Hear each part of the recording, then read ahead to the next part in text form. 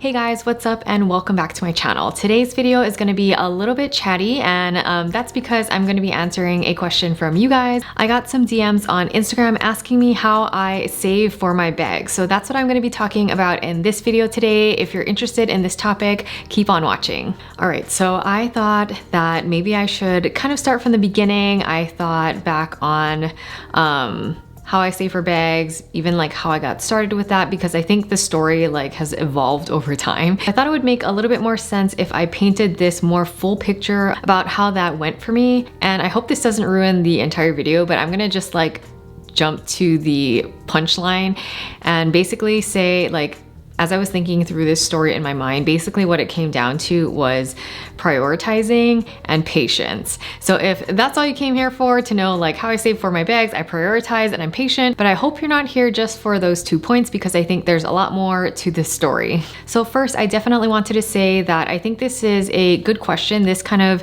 is telling me that some of you guys out there might be interested in buying some luxury goods and you are wondering like, how do people afford this in the first place, right? So I think that is a great question. So I'll be super honest with you guys. This is also something that I have been curious about before as well. And I have also looked up other videos on how people save for bags because it was just kind of like, I was seeing things out there that I really liked. I was watching videos, you know, with reviews on these bags that I also wanted to get, but then sometimes you go back to the same channel, you're seeing someone like buy all this stuff and you're kind of like wondering like, how is that happening in the first place? So this is kind of personal information, but I do feel like it's worth sharing. If you like, let's say, you know, for people who have never met me before and maybe are meeting me for the first time in situations where it's like a workplace, like a networking event, or like, obviously this was like before the pandemic, or if it were like random friends kind of like getting together and maybe you haven't met someone else's friend before or something like that, I can definitely see how someone might make certain like first impression type assumptions about me based on like what I'm wearing, things I have on me, because I am interested in luxury goods, handbags, and I mean, that's probably obvious if you've watched some of my previous videos. And so I think that kind of plays into like someone's image of me and their assumptions, which, you know, that's totally fine. And I don't feel like insulted or anything, like I'm not offended by some of these assumptions, because at the end of the day, if we are new to each other, it's very likely that that person doesn't really know anything about me anyway. And I mean, I think it's kind of like human nature, good or bad, that we are forming these like perceptions of somebody before we know them. So I would say, kind of like backing up a bit, like when did I get interested in luxury goods? I started to become interested in luxury goods in high school, which kind of sounds ridiculous. And even like saying that because I've had luxury goods for such a long time, I can definitely see how someone was making assumptions about how I got them, how I grew up, like all that kind of stuff. So I would definitely say that I grew up pretty middle class, not even higher middle class, maybe like lower middle class. And I really liked fashion and shopping. And how I got interested in that, like, I'm not really sure. I know I used to look at a lot of magazines and just like, I don't even remember which magazines I was looking at, but there are definitely like full page ad spreads like within the magazine. And I, you know, back in high school, I was buying those bags that were like $20, $25 from Macy's. I did notice that, you know, they were not like, those were more like for function, but I wasn't like loving everything about it. Some of those didn't last me too long either. And, you know, I think something that I grew up having, you know, a thought in my mind was things that are quality, things that last a long time, you know, because, you know, I'm from a background that couldn't just buy everything and anything and everything that I wanted. It was kind of like, you know, learning about having something that will like continue to last for like years and years. And that's just kind of like what I was around. You know, I know that's not necessarily correlated to luxury goods per se, but the stuff that I was buying was more affordable and it wasn't lasting very long. So that to me was kind of like a signal. And also because those styles and the functionality of those other less expensive items were not like 100% to my taste. I think, you know, inside I really wanted something that I really liked. And that just turned out to be luxury items or like higher end items. So back when I was in high school, like I mentioned, I liked a lot of fashion. I wanted to shop a lot. And at the end of the day, my parents told me, if you want to shop this much, you better get your own job. And I got my first job when I was 17. It was not glamorous at all. I like mopped the floor, stocked shelves, like that kind of stuff. I was getting paid like $6 an hour, which was like slightly over minimum wage back in the day. And I waited and saved up. Like $6 an hour doesn't get you a luxury bag after your first paycheck, right? So I saved up over time. The first couple of bags that I bought, and if I can find any pictures, I'll put them on the screen, but this was really popular back then. This was in like 2000. 2001, 2002, 2003. That's the time frame I'm talking about. So back then, like Coach was a big thing for me. That was probably like the only thing within my price range-ish at the time. I mean, that's even a stretch for like some kid in high school, right? So it was bags that, you know, look like this. If I can find any pictures, definitely had one of these. I feel like, I don't remember what it was called, but it only carried like the essentials, wallet, cell phone. I guess cell phone for me was at least in the year 2000. I feel like the first time I ever bought one of these bags might have been in like 2002 or something like that. And it just barely carried the essentials. I used to drive at the time. So yeah, I had wallet, phone, keys, and that's all I felt like I needed back then. I also had a Coach wallet that I really liked. It was like a bifold wallet. I don't even know if they like make these styles anymore or anything. And I also had a small Burberry bag that was similar to my Coach bag as well. And so those were like the two first bags I remember. I also remember having a Gucci bag that was kind of similar, but I feel like these things were all in the range of like $200 to $300.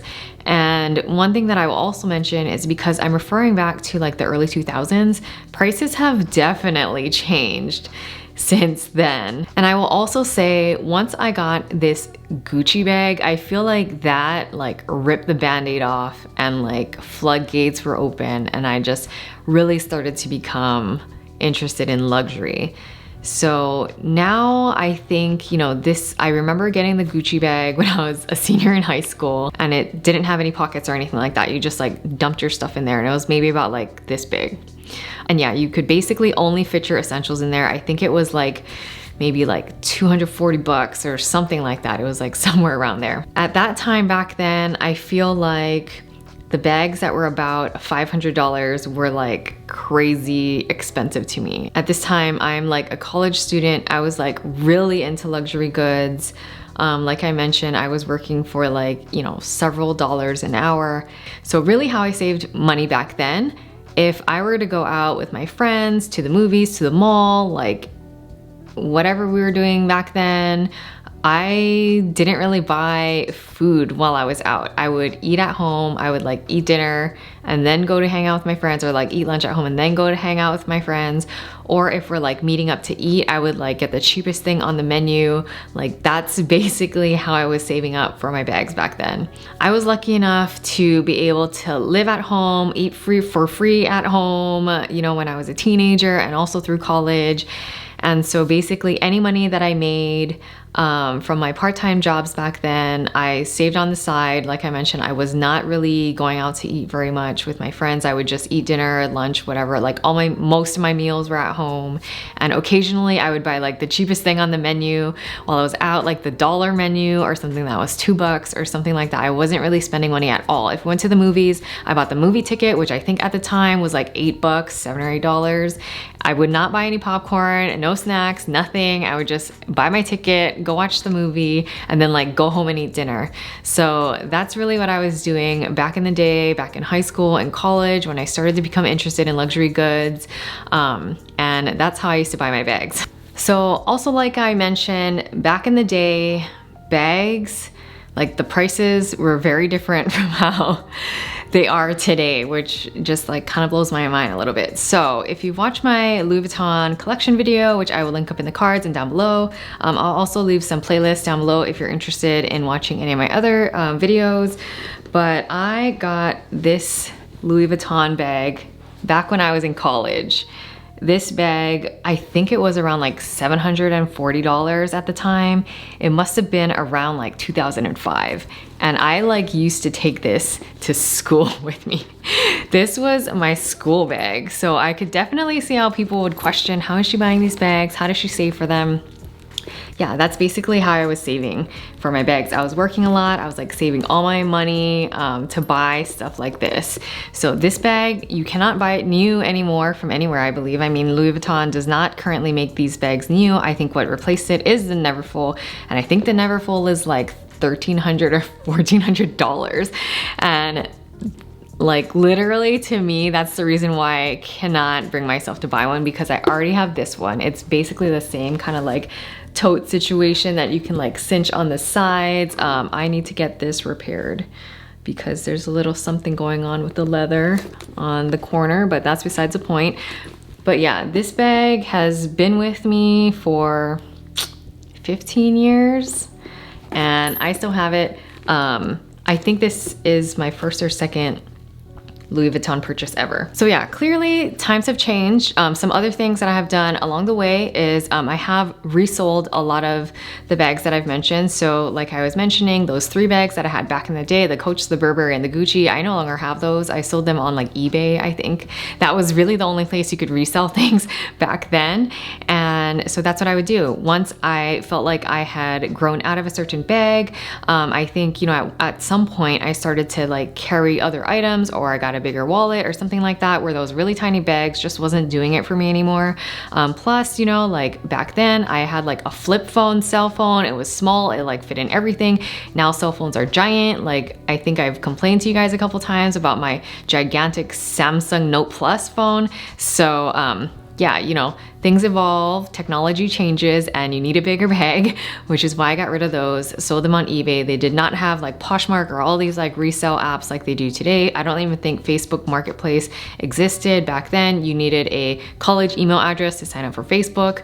And I tried to not get Facebook at all back then because I don't know, I was having a thing with social media back in the day. But now we're very present on social media. But yeah, so let's, you know, speed the clock up, come to more present day, you know, back in like 2005, like fast forward to maybe around like 2015, 2017. So I feel like I was kind of doing the same thing during that time. I would buy bags here and there. Honestly, I lived at home until 6 years ago, 5 or 6 years ago. And I mean, I did have like a car payment at the time. So I feel like there were these things that had come up that slowed me down from, you know, buying luxury goods. But at the end of the day, I realized luxury goods are something that I like and, you know, love, like to have, nice to have, not needed. So I think I have like, you know, switched my focus and priorities on what I'm spending my money on, just depending on what's coming out. So yes, I had a car payment at one point. It definitely slowed down my luxury purchases. I was reselling some things that, you know, I didn't really feel as connected to. I didn't really use as much, which that's something that I am going to be working on doing. There are a couple of bags that, you know, I feel like I don't really want anymore. I haven't been using them. I'd like to find them a better home.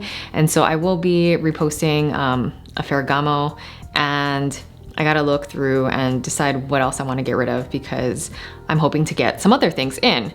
So it is sort of like this trade-off where I'm letting go of stuff, selling it, you know, using that money and putting it into another bag that I'm more interested in nowadays. So that's, you know, kind of how that works. So fast forward to, well, we're talking about 2015. So a couple years later, Chris and I did purchase a home. And so that also stalled me from buying some other luxury goods. I think it, you know, gave me some time to like reassess, like what are my priorities and things like that. And basically at that time, like right after we purchased our home, which is where I'm filming right now, you know, it's a small place, but most of my paycheck was going to a mortgage. And that's kind of where I'm saying like priorities will shift over time because obviously I need to pay a mortgage more than I need to buy luxury goods. I really didn't buy any like high ticket luxury items for a couple of years. And when I did, there were, you know, large gaps of time in between. I think I bought like small things here and there, maybe like a pair of shoes, something like that. So I think it does really just kind of change with what you're going for, you know, at the time in which you're in. And I use this same kind of mentality as I'm buying anything else. I know that the questions that I got in from Instagram were targeted towards bags, but this is basically the same thing that I do for like small leather goods, shoes, and, you know, some other luxury, like higher end purchases that I want to make. If you guys are interested or curious about what my most expensive luxury item is, leave me a comment down below. I can do another video and show you what that is, because I mean, you may have seen it in pictures before, but I've definitely not talked about it. So let me know down in the comments if you're interested. And truthfully, part of this whole thing, this like evolution of buying bags, something that plays into it as well. I mentioned getting my first luxury goods in the early 2000s, like 2001, 2002, like somewhere around there. And now it's like 2021. So within this like 20-year span of time that I've been buying luxury goods, obviously my life has changed. I started off buying luxury items while I was a student working part-time. I now work full-time, and you know, there have been little promotions and things along the way. So I think that's also where I say like patience plays into this whole scenario as well, because if you are someone who is motivated, wants to do good at work, wants to get promoted, a raise, whatever the case might be, over time, you may end up having a little bit of extra money just depending on what your lifestyle is like. So I've lived in this home for a few years now. I have had some like increases along the way.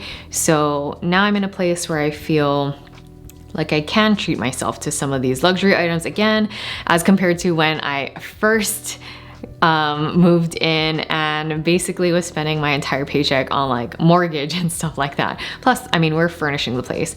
So I think, you know, that kind of redirected funds in a different kind of way as well. I couldn't buy bags. I had to buy a sofa and a dining room table and a bed. So yeah, that's just, you know, basically the story. I hope I'm making sense. So I would say the most recent purchases that I've made that are maybe a little on the more pricey side, for example, the Valentino Rock Stud Pet bag. That was kind of like, so Chris and I basically split that. I have mostly purchased like almost all of my bags on my own. Chris and I split the Valentino Rock Stud Pet bag that I got for Christmas / my birthday. I'll leave that video up here in case you want to watch, and down in the description box. That bag was about $2,000. So we split the cost. I can't remember exactly how much it was already. But before that, I had bought the Louis Vuitton Pouchette Matisse, and that was like a gift to myself for a promotion.